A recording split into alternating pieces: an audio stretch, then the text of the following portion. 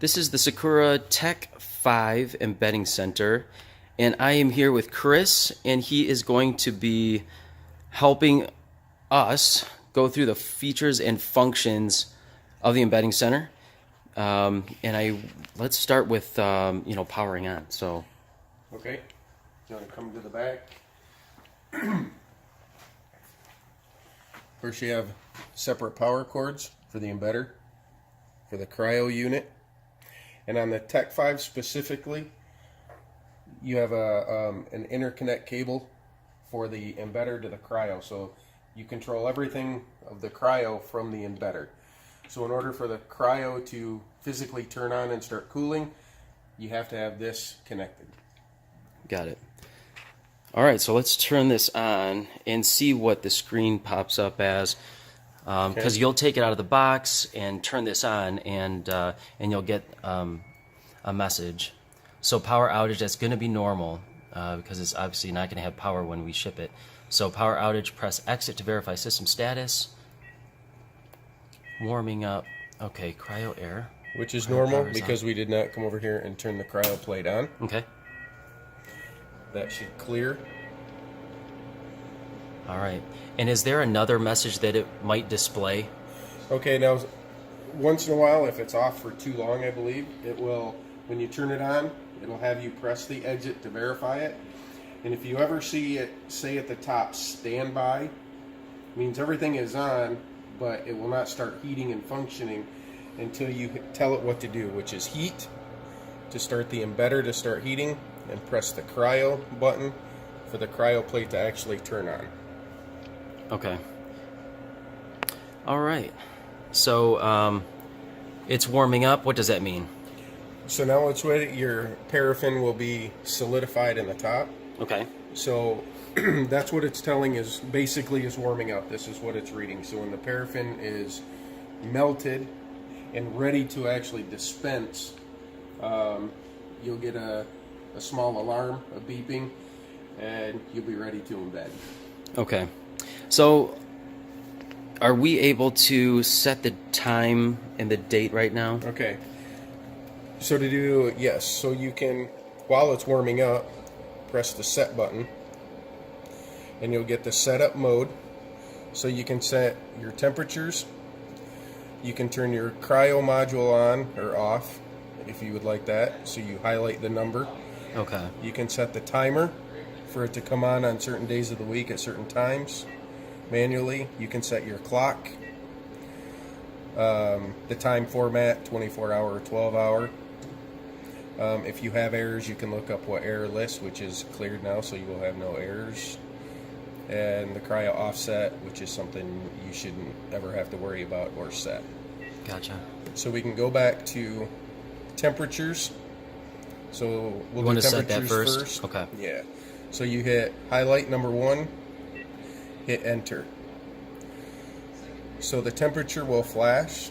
So whichever paraffin you're using, you can set the temperature higher or lower by using the plus or minus keys. So make it warmer or hotter. You can go over to your cryo plate, which right now it's at -5. The coldest this is able to go is -10. So we'll set that at the coldest. You can set your work surface, your hot plate, which is in the front, right here. And just a quick note on that, you will want to have this at 65 degrees or higher. It'll go all the way up to 70. You can turn it lower, but it works the best at 65. Your left tray, warming tray, your right tray, your the forceps is not a temperature, it's 1 through 5, and that's an option if you want the separate heated forceps. Okay. Okay, so once you go through, set all your temperatures. Once you have your temperature set, you must press enter, and it will go back to the main page, but that will save all your settings. If you hit exit at any time, it will go back to the same page, but it will not save any of your settings. It will go back to the previous setting. Okay, good to know. So then we can go over to the timer, which you can set time of days, so highlight timer.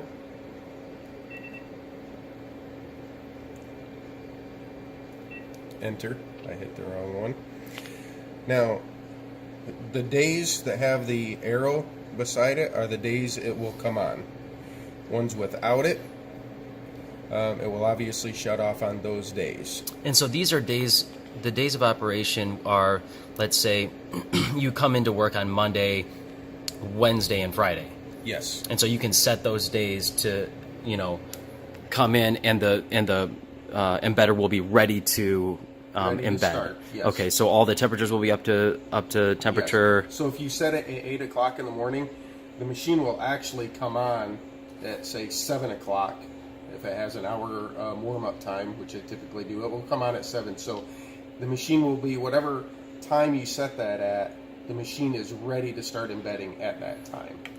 Awesome. Okay.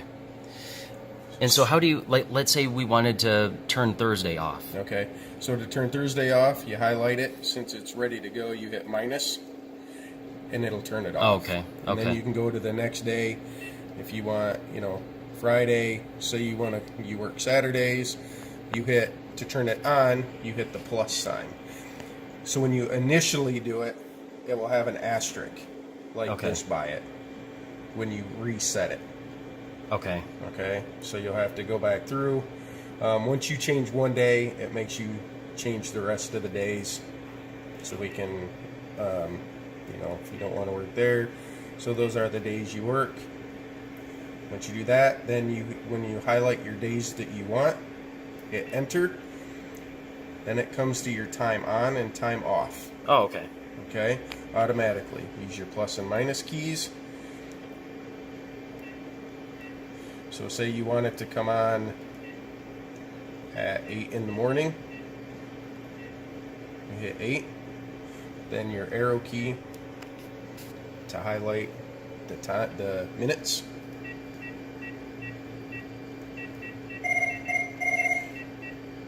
Eight. You want it to go off at 5 o'clock. You can just hold it and it will go through.